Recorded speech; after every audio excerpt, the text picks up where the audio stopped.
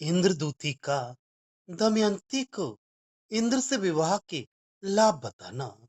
दीनतापूर्ण याचना करने वाली अग्नि, यम तथा वरुण की दूतियों को मना करने वाली दमयंती की बातों से बहुत दूर तक गई हुई भी दमयंती विषयक अपनी आशा को नल ने पुनः लौटाया। इंद्र आदि का दूत कर्म करने तथा दमयंती को इंद्र आदि द्वारा चाहने के कारण नल को दमयंती के पानी की आशा नहीं रह गई थी। किंतु अग्नि आदि की दूतियों को जब दमयंती ने स्पष्ट मना कर दिया, ये देख नल को फिर से दमयंती की प्राप्ति की आशा हो गई।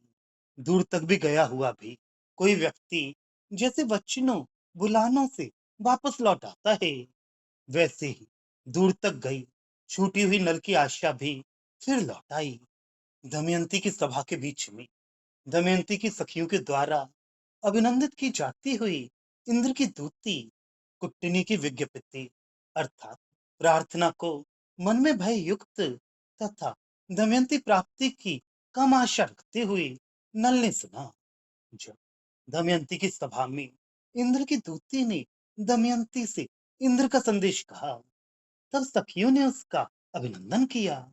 जब देवराज इंद्र भी तुम्हें वरण करना चाहते हैं, तब उन्हें अवश्य वरण करना उचित है, ऐसा समर्थन किया। यह सुन नल के मन में भय हो रहा था कि दमयंती सखियों की बात को तथा इंद्रदूती की प्रार्थना को मानकर क्या इंद्र को ही वरण कर लेगी, तथा इसी कारण दमयंती के पानी की आशा छूट रही थी। ऐसे नल ने इंद्रदूती की प्रार्थना को सावधान होकर सुना। पृथ्वी पर देवलिपि पढ़ी नहीं जा सकती, इस कारण तुम्हारे लिए संदेश भेजने वाले इंद्र का संदेश सुनाती हुई इंद्र की दूती मुझ पर अवधान दान रूप प्रसाद करो। सावधान होकर मेरी बात सुनने की कृपा करो। यदि मृत्युलोकवासी देवताओं का लेख पढ़ सकते, तो इंद्र स्वयं पत्र लिखकर तुम्हारे पास भेजते, किंतु वैसा करने में मनुष्यों के असमर्थ होने के कारण ही इंद्र ने तुम्हारे पास स्वयं पत्र न लिखकर अपना संदेश कहने के लिए मुझे भेजा है। अतः सावधान होकर इंद्र का संदेश सुनो। इंद्र ने विलास पूर्वक आलिंगन से समय को पीड़ित कर तुमसे अनामय को पूछा है। तुम्हारे आलिंगन की चर्चा से हर्षित इंद्र के रोमों ने शेष संदेश को तुम्हारे लिए कहा है। तुम्हारे आलिंगन के स्मरण होने के कारण वे रोमांचित होने से गदगद होकर मुख से और कोई बात नहीं कह सके हैं।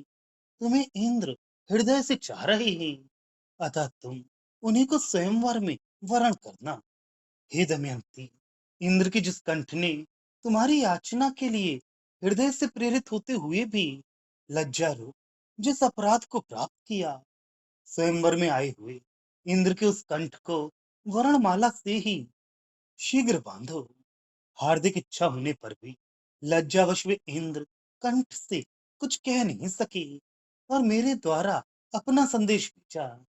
अतः उस अपराधी कंठ को स्वयं वर में इंद्र के आने पर सब लोगों के सामने ही वर्णमाला से बांधकर कठोर दंड दो।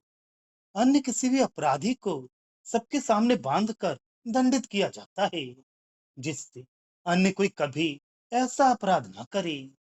इंद्र तुम्हें हृदय से चाहते हैं, अतः स्वयंवर में उन्हीं को वर्णमाला पहनाना। इस इंद्र को मत छोड़ो, अवश्य वरण करो, क्योंकि जिन देवताओं ने क्षीर सागर के मंथन से इस इंद्र के अनुज अर्थात उपेंद्र विष्णु के लिए लक्ष्मी को निकाला, वे देवता इस इंद्र के लिए इक्षुरस समुद्र को मथ कर दूसरी लक्ष्मी को निकालने के लिए मत थके। देवताओं ने बहुत परिश्रम से क्षीर समुद्र के मंथन से लक्ष्मी को निकालकर इस इंद्र के छोटे भाई विष्णु के लिए उसे दे दिया। अब यदि तुम इंद्र को वरण नहीं करोगी, तो बड़े भाई होने से अधिक पूज्य इस इंद्र के लिए क्षीर समुद्र से उत्पन्न उस लक्ष्मी से भी अधिक सुंदरी लक्ष्मी को देने के लिए क्षीर समुद्र से भी अधिक मधुर इक्षुरस समुद्र का मंथन कर पूर्वापेक्षा शेष लक्ष्मी को निकालने के लिए देवताओं को फिर परिश्रम करना पड़ेगा। अतः तुम देवताओं को पुनः परिश्रम ना करना पड़े, ऐसी कृपा कर इंद्र को वरण कर लो। तुम विष्णु प्रिया लक्ष्मी से भी अधिक सुंदरी हो, अतः तुम्हें पाकर इंद्र कृतकृत्य हो जाए। 14 भुवनों में स्वर्ग श्रेष्ठ है। स्वर्ग में देवता अदिति कुमार श्रेष्ठ है। अदिति पुत्र देवों में इंद्र श्रेष्ठ है।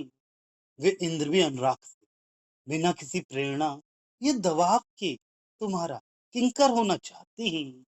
तो इससे आगे भी कोई श्रेणी जागरूक है, अर्थात कोई नहीं।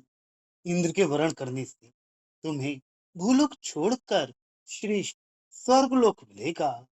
स्वर्गवासी गंधर्व, किन्नर, विद्याधर तथा रण में मरकर देवत्व प्राप्त वीर रूप देव योनियों में भी श्रेष्ठ अदिति पुत्र रूप देव योनि को प्राप्त करोगी।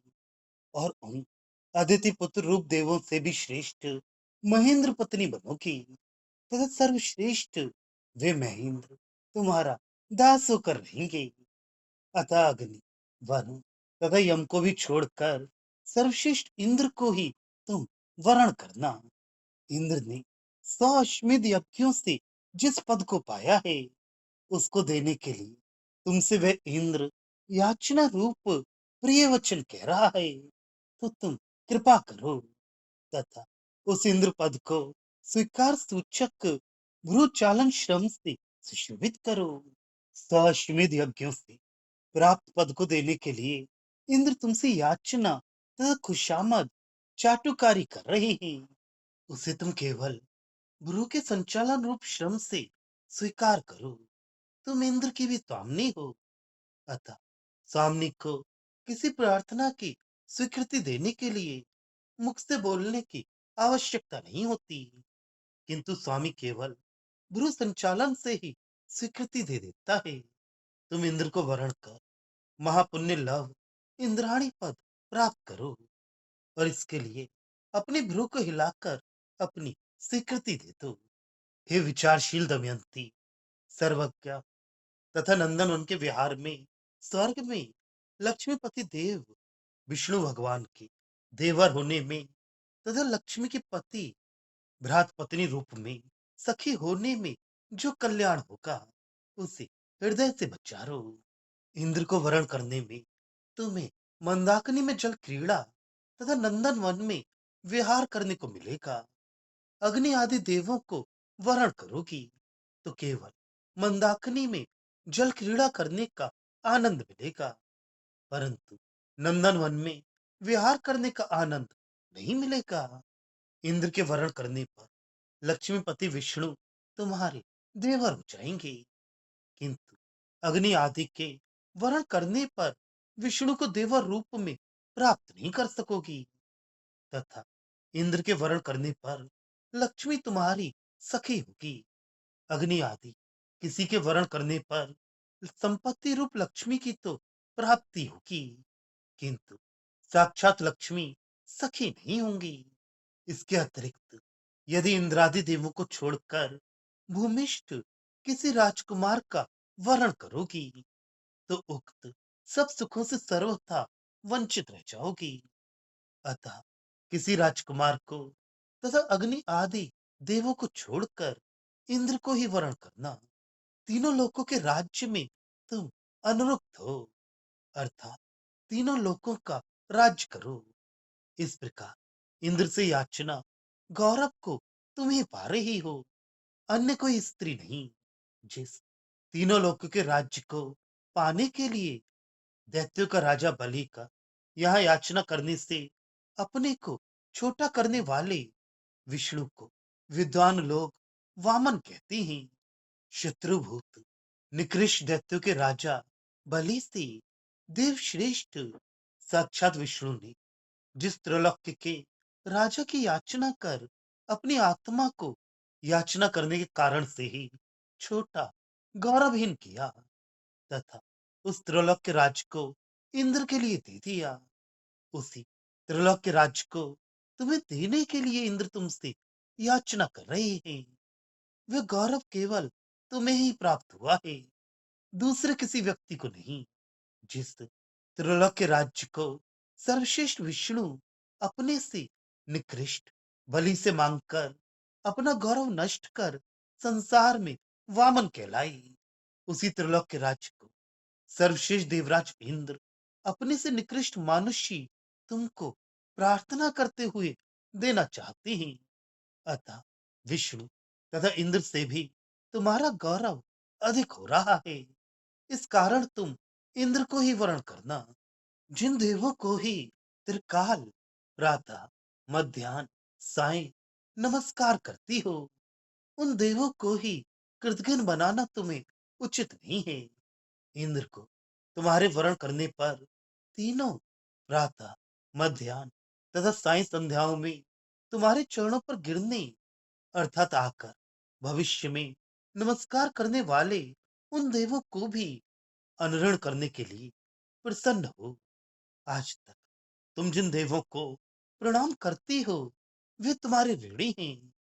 अब तुम इंद्र को वरण करोगी, तब वे देव इंद्राणी को छोड़कर इंद्र के साथ तुम्हारे पैरों पर नतमस्तक होकर प्रणाम करने से तुमसे अनऋण अर्थात ऋण मुक्त हो जाएंगे तथा कृतज्ञ नहीं बनेंगे।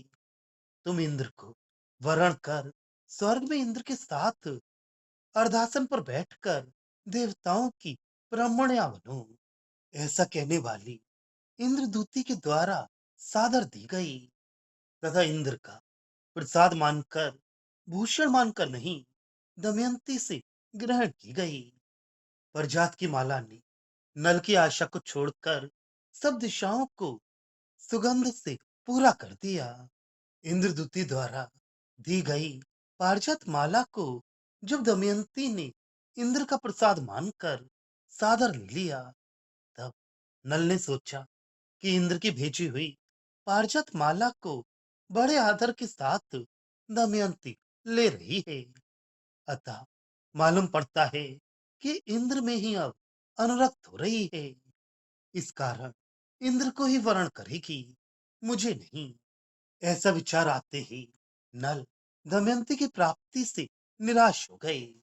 इधर उस प्रकार आदर पूर्वक पारिजात माला को लेती हुई दमयंती को देखकर इंद्रदूति ने सोचा कि दमयंती इंद्र में अनुरक्त होकर आदर के साथ उनकी माला ले रही है, अतः हमारी आशा पूरी हो गई। किंतु नल तथा इंद्रदूति दोनों ही भ्रम में थे, क्योंकि दमयंती माला को देवराज इंद्र प्रसाद को ग्रहण नहीं करने से पूज्य देवता का अपमान होगा, ऐसा विचार कर ही पारिजात माला को लिया था।